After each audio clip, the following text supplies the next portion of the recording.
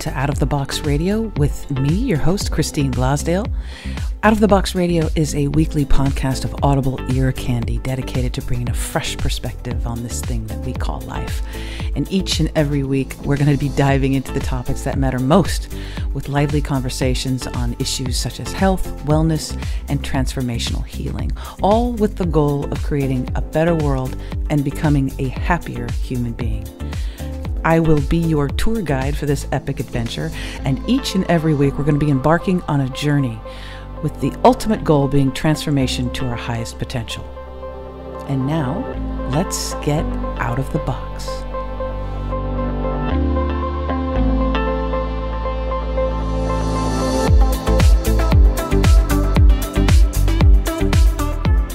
Hello, everyone, and welcome back to Out of the Box with Christine. I am your host, Christine Glasdale, and I am so happy that you tuned in today because we have a very special program for you. Someone who I have admired for many years and love the work that she does, Dr. Judith Orloff, is with us today. And for those of you who don't know, Dr. Judith Orloff is the New York Times bestselling author of the Empath'S Survival Guide, Life Strategies for Sensitive People. I'm so happy she's here because I'm one of those people. Dr. Orloff is a psychiatrist, an empath, and is on the UCLA Psychiatric Clinical Faculty. Her work has been featured on The Today Show, CNN, Oprah Magazine, The New York Times, and USA Today, to name a few. She has also spoken at Google LA and has a very popular TEDx talk. Her other books include Emotional Freedom and Second Sight, but today we're going to be talking about her most recent book, The Empath'S Survival Guide. Dr. Judith Orloff, welcome to Out of the Box. It's great to be here. I am so excited because, well, first of all, I admire the work that you do and how many people you've helped over the many decades. But your current book, The Empath'S Survival Guide, Life Strategies for Sensitive People, I am so happy to meet you because you were also one of those people who maybe as a child was called too sensitive. I was definitely called overly sensitive, and I thought I belonged on another planet. I didn't feel that I belonged on Earth because I couldn't really relate to the people here. And I had fantasies that a spaceship would come and land in my front yard and take me to my true home because I felt so different. And I didn't realize that the gift of being different. You had the same childhood that I did. I remember feeling so absolutely alone. Yeah. And I used to cry for this. I had this longing for a home that I didn't know. And then I kind of felt bad because I was like, well, my parents are supposed to be my home but my family's supposed to be my home, but I felt like I was plucked out of somewhere and put into this group of people that I was like, who are you? Right. Well, you probably were. And you grew up in Los Angeles, correct? I did. I grew up in Westwood and Beverly Hills, and both my parents were physicians, and I have 25 physicians in my family. So what? I know. So I come from a long lineage of very scientifically oriented people. And so my parents, I was the only child also, and I was really quiet, and I was more or less a loner. Like many empath children, I had one best friend, and who I did everything with and loved. But I didn't really like being with lots of people or going to parties or going to malls because I would walk in feeling fine and walk out exhausted or depressed or anxious or with stomach or pain I didn't have before. And I didn't realize that as an empath, I was an emotional sponge. So I was taking on all the energy of the people in the crowded places. I had no idea. I had no grandmother to tell me this. I had nobody who was an empath. And my parents just said, oh, dear, you need to get a thicker skin, which made me feel like there was something wrong with me. I had the proverbial, you're too sensitive. You're too you're just too sensitive, Christine. Right. And right. I was like, I'm just me. I don't know about that. For those who are not familiar with what an empath is, let's, if you don't mind, can you give our listeners a little bit of an idea of what an empath actually is? An empath is somebody who doesn't have the usual defenses that other people have or the same filters. And so we're open to everything. We feel everything. And we can be emotional sponges where somebody can be going through some emotional experience and we actually take it on in our own bodies. If somebody's angry, we suddenly are a dumping ground for that anger. Or if somebody is depressed, we start feeling depressed. Or if you're around an energy vampire, somebody drains your energy so that your energy gets really low. And so we're open to what people are feeling and thinking, but we actually take it on in our own bodies as opposed to regular empathy, which is so beautiful, where your heart just goes out to somebody, where you feel for them in joy or in pain, but you don't absorb it. And the problem is empaths absorb it and get exhausted or get some kind of diagnosis such as panic disorder or major depression or fibromyalgia, adrenal fatigue, and they have that as the primary diagnosis. And if they're an empath, that's not their primary diagnosis. Their primary diagnosis is being an empath, and they need to they need to come from that spot to deal with the other issues. And so they're misdiagnosed, and then they're treated a lot of times with drugs or pharmaceuticals, meds, which mask the problem as well. Yeah, and it doesn't deal with the essential... The core issue, right. Yeah, the core issue of being an empath. And it doesn't take much to diagnose yourself as an empath. There's a 20-question self-assessment. I know. I'm looking at the book right now. So you can diagnose yourself as an empath. Now, I understand, too, there are different types of empaths. And I think this is really important because and as I was going through this, it was interesting because as I was going through this, I was like, well, I'm that kind of empath. Okay. I'm not that kind of empath. We can have blends as well, like a hybrid empath, right? Right. A hybrid. And then we can develop qualities too. For instance, a dream empath. I'm a natural dream empath because I've always listened to my dreams and the guidance, and I write down my dreams since I was a little girl. But sometimes people can develop that as adults. If you want to remember your dreams and be guided by that form of intuition, you can do it. I would like that because I'm not a dream empath. Oh, I could get you to dream. But the other thing, I love how you said that. I can get you to dream. So let's go through some of the different types, the general types of empaths. The first one here I see is physical empaths. What's that all about? A physical empath is somebody who can actually feel the symptoms of other people in their own bodies. Like if you have a stomach ache, I could feel it if I'm a physical empath, or a headache, or low energy. And so physical empaths make great medical intuitives because they can actually feel what's going on. But what they don't want to do, and what I stress in the book, is they don't want to absorb it. You don't want to take it on because that's none of your business to do so on one level. And also you need to learn practical skills, how not to do that and still hold a space for somebody. So you can recognize it. You can know that there's a disturbance in this particular area, but you can view it or recognize it, but not take it on. Oh, absolutely. That's the premise of the book. If I took on all my patients' stress and emotions, I would be dead. You're a psychiatrist. I know. I can't do that. Nor do I have to.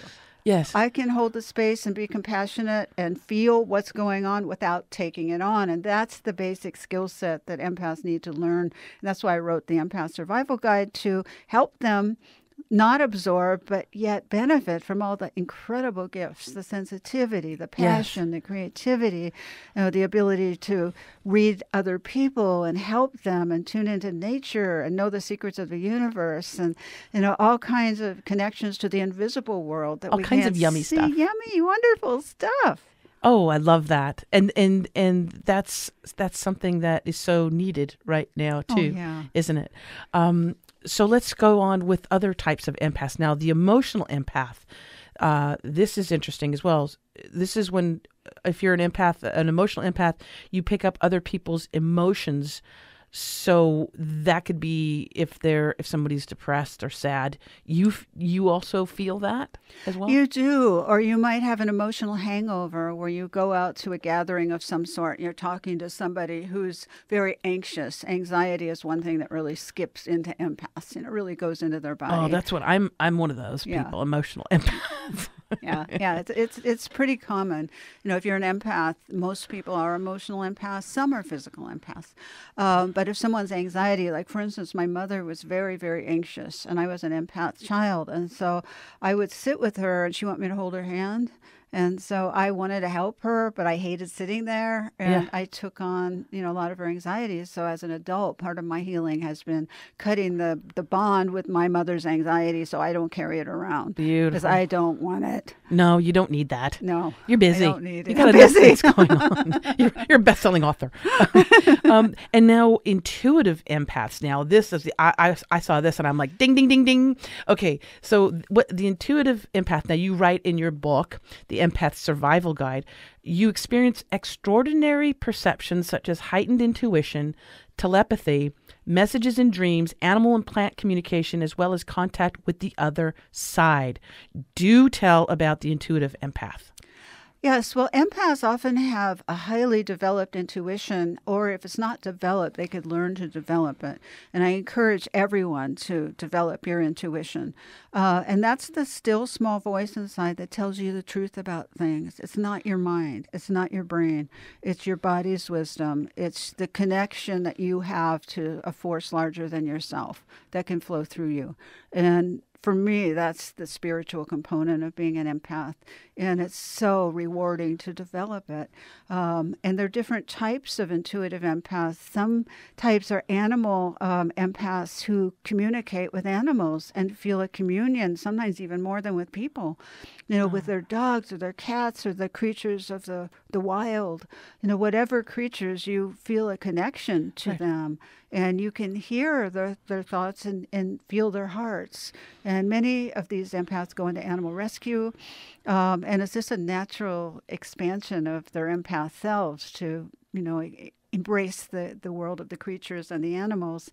And then there's the plant empath, those that feel a communion with green growing things and trees and plants and hillsides and forests and mountains and lakes. You know, if anyone's going, yes, yes, yes, you know, who's listening to me, we love them so much. I can't tell you how much I love these things. I'm a nature empath or, you know, a plant empath. I love nature so much. And I need to go out in nature to remain sane, to remain grounded, to and recharge, remain happy. Right? But just to be happy and connected.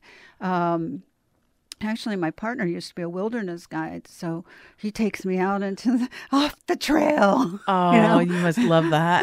It's a little scary, but I love being out in nature, and that's true for many empaths. I say that for myself, but a lot, you know, need to have that.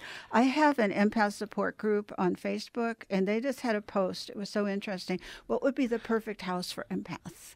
You know, the perfect home. And they have all these beautiful things like hot tubs and big porches and trees and soft lighting and soft materials. For me, Maui.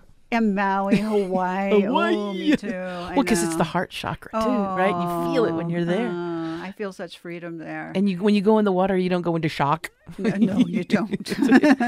And there's also within the intuitive empath, there's the telepathic empath. Talk about that.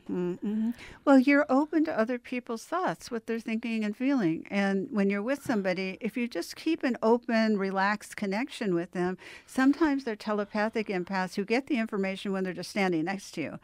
Correct. And it's your choice to do that. Some patients of mine come in overwhelmed because they're getting too much information and they don't know how to really filter it. So it's up to you. You can dialogue with your intuition. You can say it's coming in too fast. I don't need it. I don't want it. I'm getting overwhelmed. And it will slow down.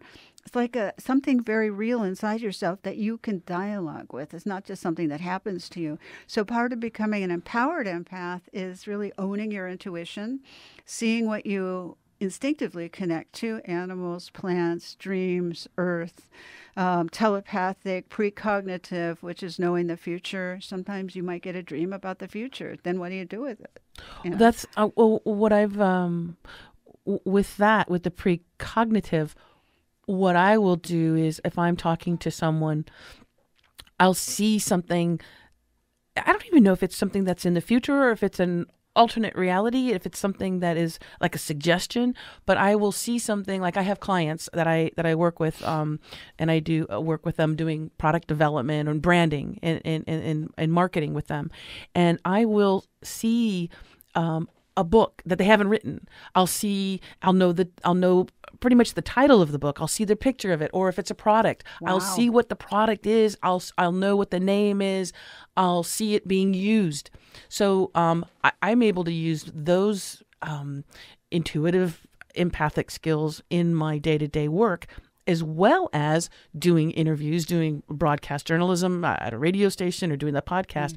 I will use those skills to listen to the audience that will be hearing the program. That's what I was telling you. But right before we started our interview, is that I really listen to the universe and the general audience as to what to ask you, not just what I want to ask you. Well, that's a great skill of being an empath, and isn't it exciting? Yes. It's so exciting. Everybody, you all can do it. It's not just us. We're having the conversation. Everybody can be open to this if you're not scared. Let's And say there's nothing to be scared about, really. Well, a lot of times empaths are not treated that well as children, and so they get scared and they withdraw and they close off. And I wanted to talk to you about that. Yeah. You mentioned in your book, in the Empath Survival Guide, you mentioned that a lot of empaths have a very difficult childhood. Either they're children of alcoholics or parents who are emotionally unavailable. Sometimes they suffer abuse. Let's talk about that.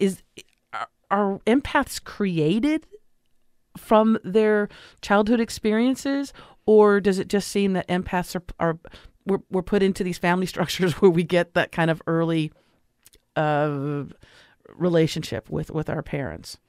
Well, I think there are many factors that go into being an empath, and one is genetic, where I think some of us are just born empaths and we come from a lineage of empaths. All the mothers and the grandmothers or the fathers and the sons have it. I've seen it more frequently in women in our culture, but who knows? That's probably what our culture does to men. But I think being an empath is both male and female. Yes. And so, definitely. Yeah. So it's all the men listening out there, don't feel excluded at all. So it's genetic, it can be temperament, and it can be environment. And a lot of empaths are brought up in homes with parents who don't understand them, who tell them they're not okay the way they are and don't help them develop their skills, or they can be blatant narcissists, alcoholics, or neglectful and abusive. Yes. And what that can do is tear down the defenses that you might have to make you raw and open and feeling pain, like a raw pain receptor, like a wire without insulation, because you're not given the self-soothing techniques that healthy parents will give you. Let's say they'll hold you and they'll pat you and tell you everything's going to be okay, honey. You never got that, perhaps. Maybe you don't think everything's going to be okay because you were never conditioned to learn those self-soothing techniques that empaths need to learn. Right. Well, and also, I believe that children who suffer at the hands of their parents, either if they have an alcoholic parent or a raging alcoholic parent or a physically abusive, sexually abusive, mentally abusive parent, they can go a couple different ways. They can be so hurt and traumatized from that experience where they might even slip into the narcissistic, and we'll talk about narcissists and narcissism in a second, but they could slip into that narcissistic role where they've cut off their empathy and they've been so hurt that their heart wall is up and they want to make other people feel what they felt, the pain that they felt. And then the other side, and this is what I felt, was that I knew that the pain that I felt as a child, I would never want to have anyone else feel that.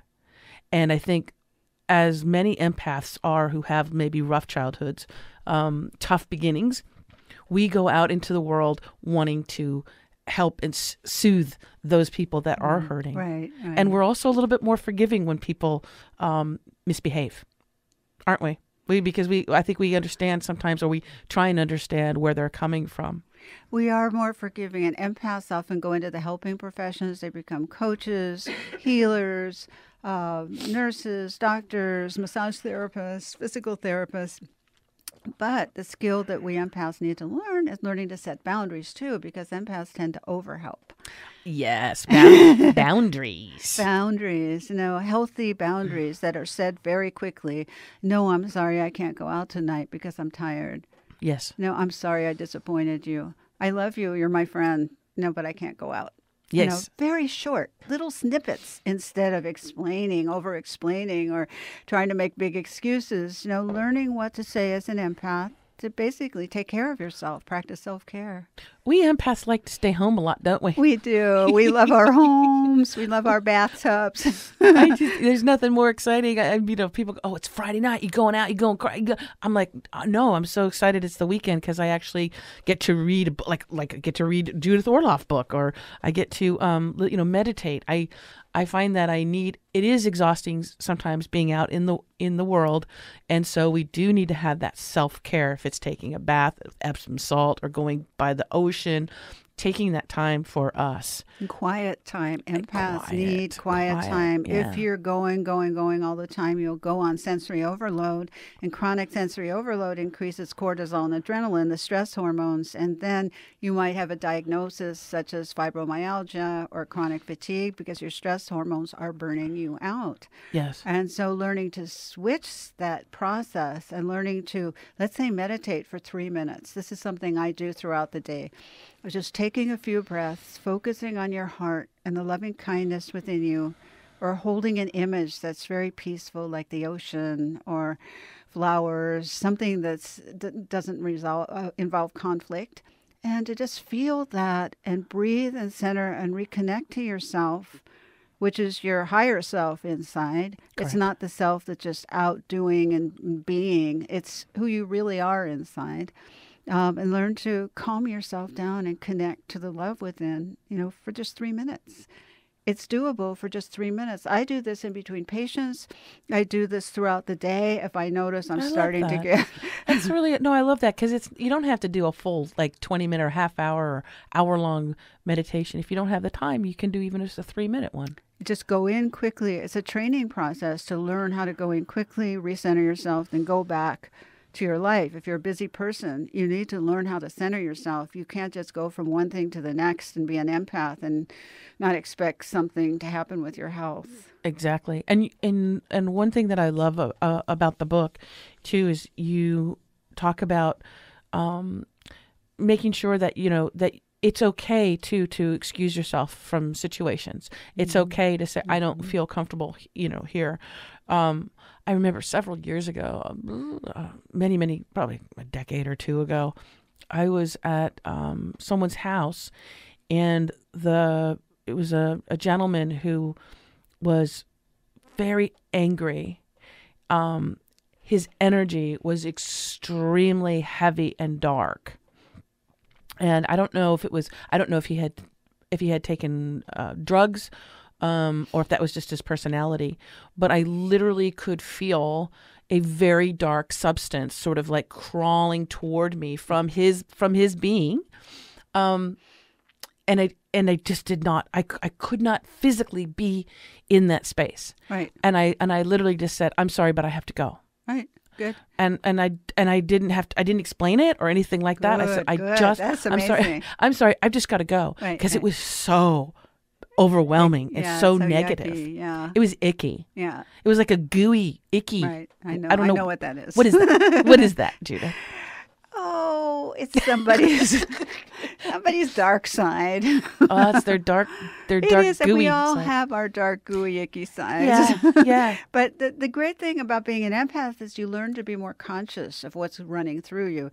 So let's say you are angry. Let's say you are depressed. Let's say you are resentful. You're aware of it, and you're Totally. working with self-healing. You're not letting it go unconscious where it becomes dark and icky and gooey. And you're also not throwing it out at other people either. Unconsciously. Yes. That's exactly. the problem with many of these energy vampires out there, is that they're unconscious of their behavior.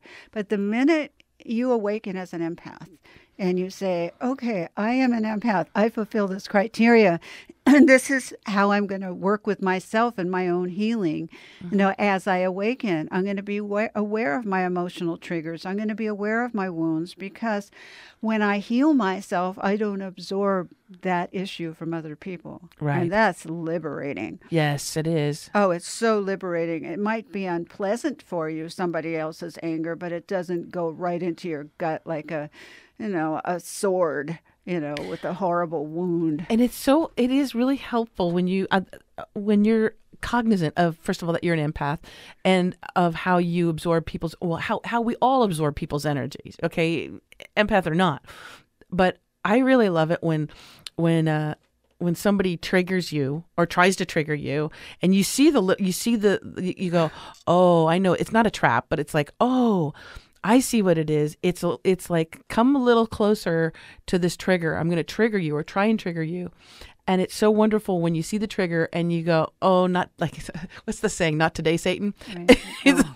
That's, not today. It's no. It's not going to happen. But right. It's quite fun to actually see that, like you go, oh my goodness, I could go in this way. And then you see other people, you can witness other people who just take it hook, line, and sinker. Oh, just go the minute if people know how to press your buttons, like narcissists are experts at pressing your buttons. They know exactly what to do to get in there and get your insecurity so that you feel unworthy, or that you don't feel like you're okay to set boundaries, or you're crazy, or you're too sensitive. If you believe it, that's an emotional trigger, then it's all downhill. You can't believe those things. Let's talk about those narcs, those narcissists. So being an empath, I'm sure you might have had your fair share of in the past, because now you probably don't even have that energy put out there, but you've probably attracted a narcissist or two. I had one really important one in my life, and he was my teacher. I had never encountered one before in my life. And he was textbook. He was so good. He was so perfect at his role. I think they're Academy Award winners. I think they're Oscar winning. Yeah. And I was like this babe in the woods. I didn't know why is he doing what just happened? Or the gaslighting, or making it think it's you when it's not you. Anyways, I got all of it, and so I learned from it, and I did research on it, and it was very, very painful for me. But I learned from it. And so he was a great teacher for me, and knock on wood, I haven't done that again since then.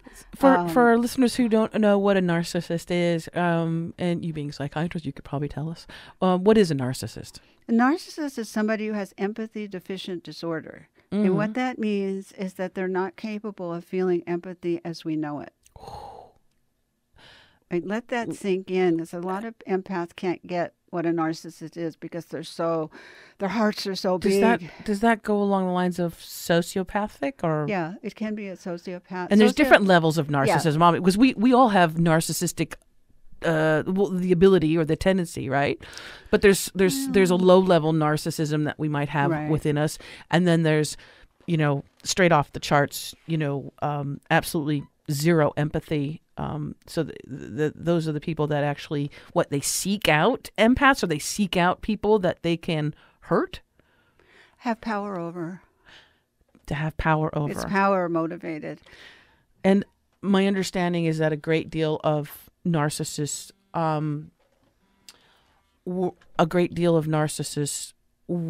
are created from childhood trauma. Childhood trauma, having parents that are narcissists, but I believe it's genetic, that some people just come in. As I know, I've had letters from parents who say, what do I do with my narcissistic children? Which you actually have more power over them, because you have a child that you can guide and you can teach. It's still really hard.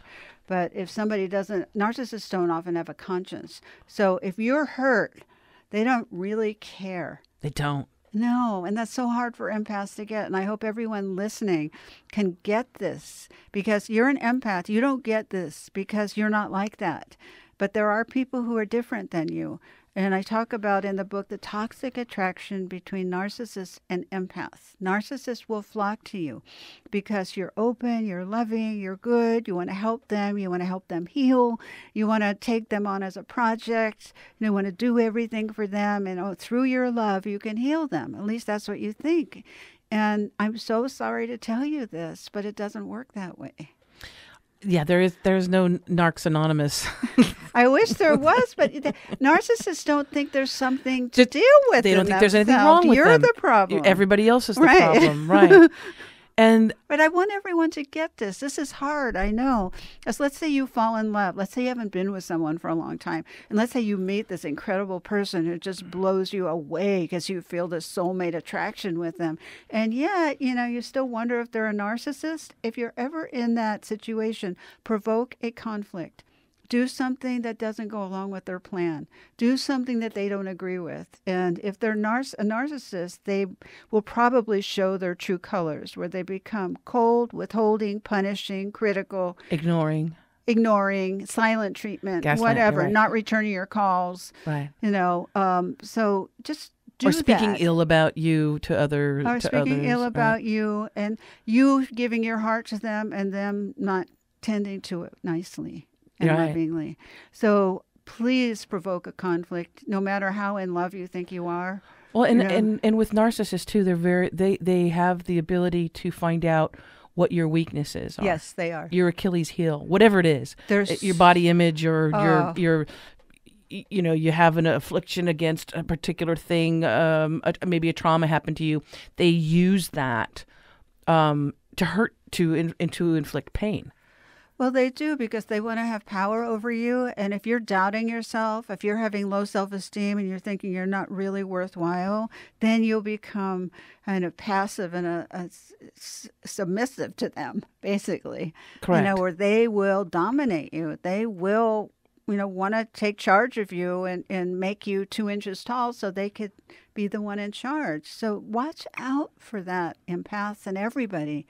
No, you don't need this in your life. And if you get it, or if you keep attracting it, learn the lessons. In the book, I have signs and symptoms of what a narcissist is, what to look for. Just copy that page, put it up in your kitchen, do something so you know what the symptoms are to watch for, so you're not just naive. And then beware of extremely charming people. Because narcissists are so charming. Oh my God, they'll give you flowers. They'll tell you how brilliant you are. They'll want to get you a book contract. They'll want to do whatever. Anything you think you want for yourself, they'll intuitively tune in and know what it is. Well, and this is what most people, empath or not, don't understand and cannot grasp. And I know this because also I did an interview with H.G. Tudor, who's a self-proclaimed master narcissist, which is just so narcissistic of him. But one of these things, at least he owns it. Yeah. But what he said was, he said, I will tell a woman. First of all, social media is their candy. They love social media. Mm-hmm. They'll go on your social media and they'll investigate you, and they'll find out before, like if they've just met you and they're like, oh, you're a prime victim. You're nice and sweet and you're an open empath. They will find out. They will look and they'll go back and they'll say, 2 years ago she read a book about poetry from so and so. Then when they're talking to you, they'll say, I swear, I just think that you're the most. I think we might be soulmates. I don't know. I just love this poet. Blah blah blah blah blah. And you go, you do too? I love that poet. Oh my gosh! And then they'll rattle off things to make you feel that you are their special. They're special. Their soulmate. Their twin heart. The one that they've always been looking for. And so, as an empath too, you're like, oh my goodness. This amazing person who's so charming is just like me and really likes me. Right. And then they got you. Right. And that's one thing that he said. He said that social media for him was such an amazing toolkit because he could find out everything about you. So it's very, again, it's most of us can't understand why someone would do that. Why someone would purposely hurt another person. But as you said, it's about control, isn't it? Ultimately. Power and control. And it's very, very hard to break up with a narcissist, because what happens is you say, I'm leaving, I've got to go, and they turn on the charm, crank it up, and know exactly what to say because to you're their reel food you supply. back in. You're their you're food the supply. Right. It's like saying that the store is closed, or the store is closing, and they need that supply, that energy feed, that vampire kind of feeding off of you. Wow. So what are some other strategies that you have in the Empath Survival Guide on how to deal with not only with narcissists, but just in general, how do we get through this life, Dr. Judith Orloff? How do we, being these empaths that we are, how about some wonderful tips and strategies for us, just even daily, some things that we can do? Yeah, well, realize that no is a complete sentence, that you need to incorporate no into your life. Yes. There's no way around that. Yes. And so you could practice with easy people. Whatever it is, the person who grabs the label, and puts it in on your shirt, that you feel invaded because you don't want them touching you. Something like that, saying, please don't touch my label. Yeah. Or something. Whatever you're feeling is okay. And I want to make that point. Whatever you're sensitive to. If you don't want to hug somebody, just say, I don't hug.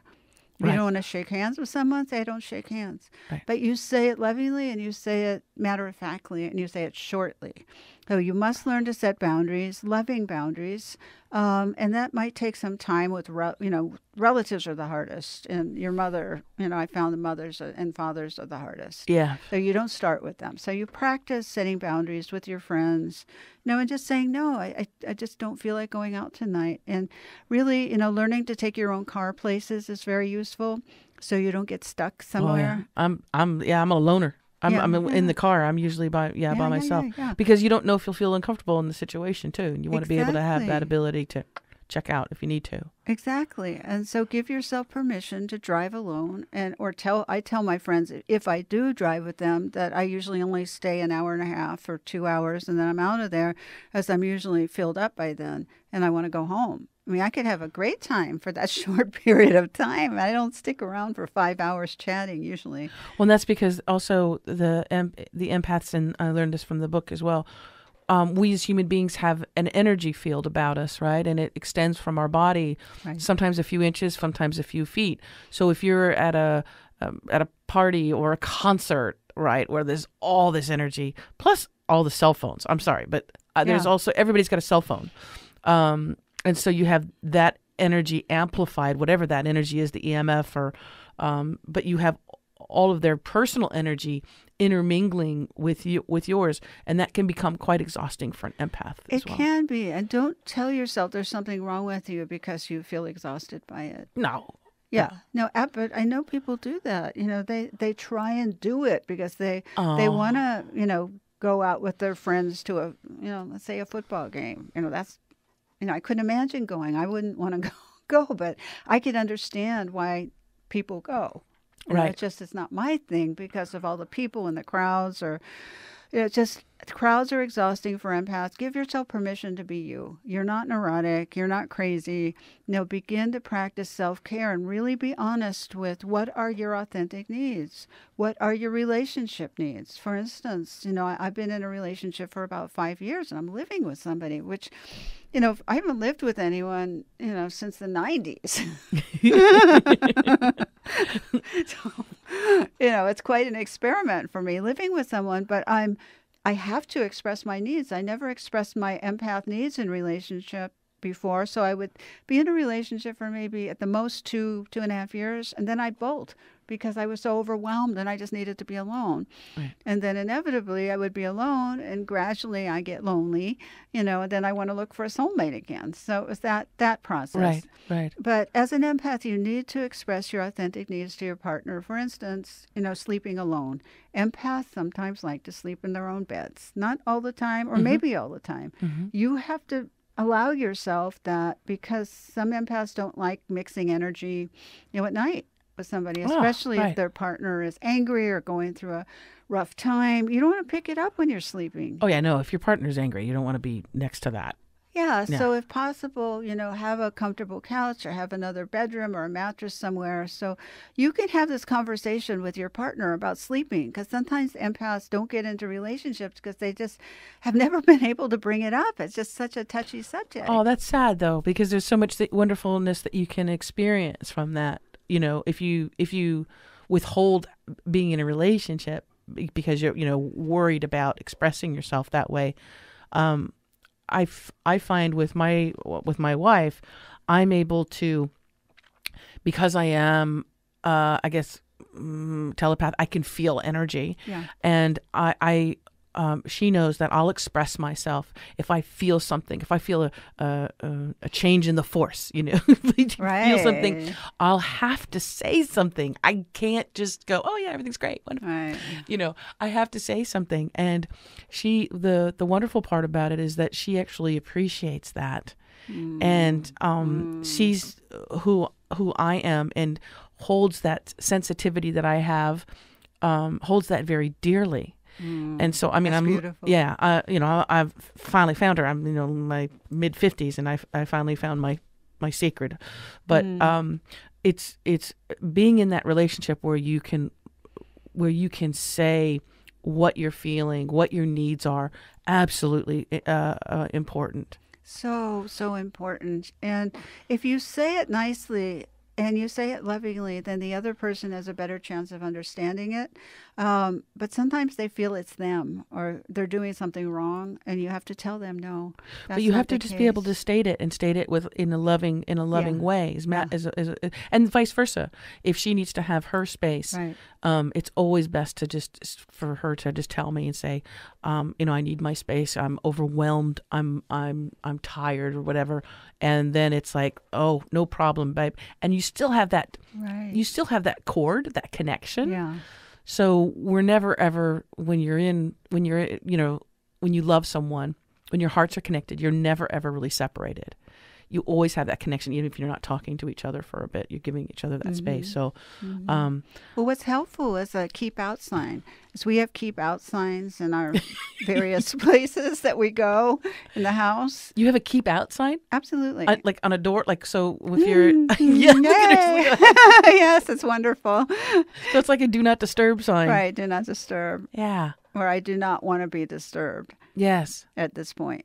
Like if I'm meditating, I Oh don't yeah. want to Of be. course. But if I'm not meditating, let's say I'm watching TV and I don't want to be disturbed, or I'm Right. doing nothing in particular and I don't want to be disturbed. It all counts. Yes. Well, it's your not recovery time. What is the word? It's your time where you're able to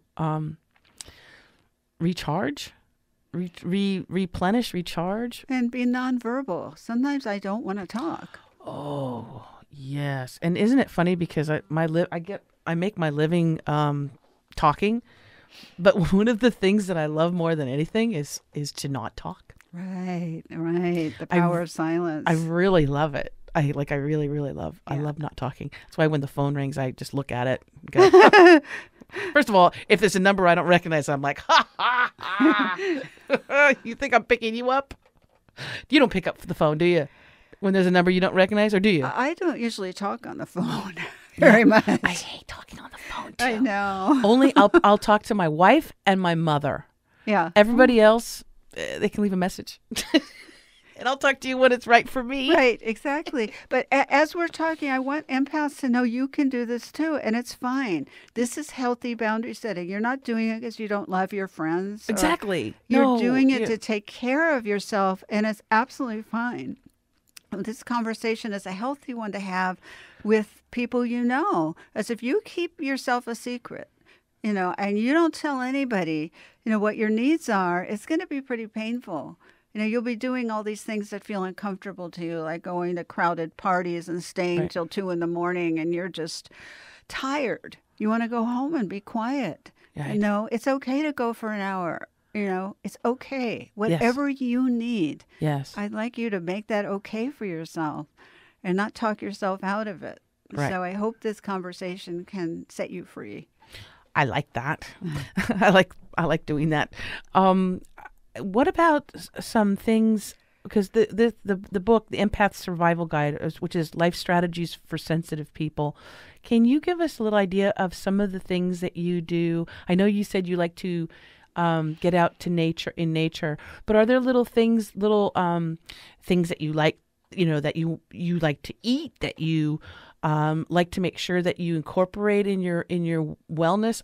I know myself, I like to have certain supplements that make me feel really good. I take time to do those things. Sometimes I take time to read a book, like your wonderful book, or I'll take a moment to watch a documentary that something that's appealing to me. What are some things that you like to do? Mm-hmm. I like high energy food. I don't like sugar. Thank God I don't like sugar. It just makes me feel really unbalanced. And often empaths are very sensitive to sugar highs and lows. Yes, and it destabilizes your system. Yes. And so it's important to notice how you respond to sugar or caffeine or alcohol. I don't drink or take any substances. So I do like a glass of wine. Yeah. I like a glass of wine, but I don't. Because of the alcoholism that I had experienced, not me personally, but that I had been exposed to, I don't drink more than, if I'm out, won't drink more than 2 glasses, and I feel very uncomfortable when people are extremely inebriated. Yeah. Well, each empath needs to assess, what foods feel good in my body. Yes. Do you like coffee? I have my 1 cup of coffee in the morning before I write, and it's a mild antidepressant for me, and it gets me going. It really gets my creativity going. Some empaths can't take coffee because it just wires them up too much. Correct. So it depends on how you're feeling. You have to test out certain foods in your body and find out. There's a section on empaths and food in the book, and empaths and food addiction, because some empaths become food addicts because they don't realize it, but they're putting up a shield with excess weight to guard against negative energy that comes at them because they don't have any other strategies. And it's true that if you put on a lot of weight, that will guard. That's a buffer, but it's an unhealthy buffer. Right. And many of the 20th century faith healers were very, very obese. And I've talked to, many healers like this, and they claim they need to have the extra weight to work with people in pain.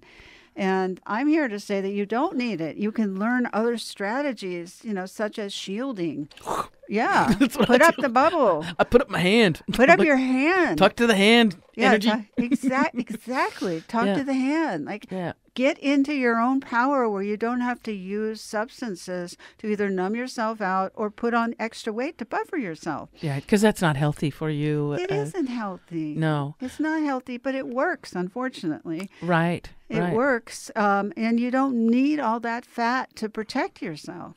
There are other ways, practice the hand or the shielding technique, or at the very minimum, breathe. Don't hold your breath. Most people who are empaths are afraid, subliminally afraid and hypervigilant all the time, so they're scanning their environments for threat all the time with their breath held. And wow, yeah. And so you need to breathe out all the energy that you're encountering during the day so it doesn't lodge in your beautiful body. When you were a kid, did you ever have that... the feeling that you could not get enough air, like you could not inhale enough air? Did you ever have that? Or is that just me? No, it's not just you. It's a lot of people feel that way. I didn't have that in particular. Mm-hmm. But other people have. I've heard about that. Yeah, I know that the breath, and you have some. You do a little bit of breath work too in the book as well. There's also a connection, I think. Well, the connection that I have, one of the things that helps me is the connection to water. And everything from a bath or sitting in, I got a jacuzzi, I went and bought a jacuzzi because being in the warm water is so lovely. Of course, I love being in the ocean like crazy. Oh, do you? Yes. But even a shower, there's something about water. It's very alchemical to me. I don't know. It's very magic. It is. Empaths love water. Water is cleansing. Moving water gives off negative ions. The ocean, Yes. it's calming, it's cleansing, it's purifying. And so if you've had a stressful day, get into a shower or get into a bath. Now, this is one of the negotiating points I had with my partner, because when we were first starting to see one another, I could stay in the bath an hour and a half, or longer. I mean, I go into trance in a bath. I let myself relax and go. And he says, "What are you doing in there?" Like he takes a shower, he's in and out and done. Not the same for me. Well, it's like somebody that goes to the gym for an hour and a half. You're going to the bath gym. Yes. You're getting your spiritual and emotional workout in the bath. I'm getting cleansed. I'm getting purified. I could dream. I can let all my mind go and just go into dream state. Luckily I have a window in my bathroom, and I have the moonlight streaming in on the water. So I'm in heaven. Wow. Moon, I know. Empaths often love the moon. When I was little and I felt so lonely, I would look up at the moon, and the moon would be my friend every night. Oh, yeah, still is. Sweet as Still is. Judith, what you've had so much stuff that you've done over the past few decades, and amazing best-selling books. What is something that that you're looking forward to do, or that you're planning and you're working on right now? What's coming up for you? Well, I'm giving a beautiful workshop at Esalen Institute, July 28th through 30th, on empathy and intuition. Nice. So, I know, I love talk about water, being on the ocean, yes, and having creeks running through redwoods, right on the ocean, with massage and hot springs. And anyways, everyone's invited. Lovely. If you want to retreat, if you want to awaken your empath self, if you want to, just get in touch, find yourself again. If you feel lost, it's a place to meet like-minded people. That's a beautiful space, isn't it? If people want to find out more about that, would they just go to your website? Would they find out? Yeah, they can go to my website. I also have an online empath support course that you can check out with 9 video lessons that I teach, and you could download at your convenience. So that's also on drjudithorloff.com. So that's doctor, but the short version, drjudithorloff.com. You can find information about her workshop schedule, also the Empath Support online course, which is just absolutely brilliant. Do you have, again, are there things that you've wanted to do that you haven't done yet? What would you like to do if you could do, if it was like completely everything is doable, isn't it? But something that you haven't done yet. Is there something that you... I've always had a dream of doing some kind of TV series or movie about an empath. And I've tried to do that about 10 years ago, and it just didn't happen. Maybe it wasn't the right time. Right? I guess. I don't know. But it's an area that it's not my specialty. I don't know that world at all. So, yes, that's a dream, because I think it could be really beautiful and helpful and funny and fun and deep and mysterious. So I'd like to do that. And I'd also just basically like to continue exploring love. In my relationship, in the world, it's this time here we have is so short. And you have to use your time well. Oh, and this new book I have out in October, Thriving as an Empath, is a day book. January 1, January 2, January 3. Thriving and knowing your timelessness, knowing what it's like to be an empath a day at a time. I particularly love that, because especially if you're going through something big, you really need to live a day at a time. Well, I like it because I'm a list person. Oh. I love to write out lists of things that I need to do, every day, and every day it would be lovely to have that be our guide as well. Yes. Things that we can do every single day. And it's short. I like that. And it's so it's easy. Pre-order on Amazon is available now. And the title again? Thriving as an Empath, a daily guide to empower sensitive people. Beautiful. Thank you. Wow. Dr. Judith Orloff, thank you so much for coming on the show. I really appreciate it. And will you come back on again when you have more stuff coming up? Oh, definitely. Okay. Thank you. I love having you on. So, folks, if you want to find out more information, you can go to Dr. Judith Orloff, and that's DrJudithOrloff.com. get all the information about her workshops, her empath support online course, and of course, rush out and get the book. Now, there's the paperback version and there's an audio version as well, an audio CD set as well. The Empath'S Survival Guide, Life Strategies for Sensitive People. Thank you again, Doctor, so much. You're so welcome. I love you. I want to thank you too, wonderful listeners, for tuning in again this week. Remember, you can share the show if anything resonates with you. If you want to share this with other people, you're more than welcome to share the show. The YouTube link is great because it's easy to share in emails and on social media. And of course, as always, I want to remind you until next time to think outside of the box. Bye for now.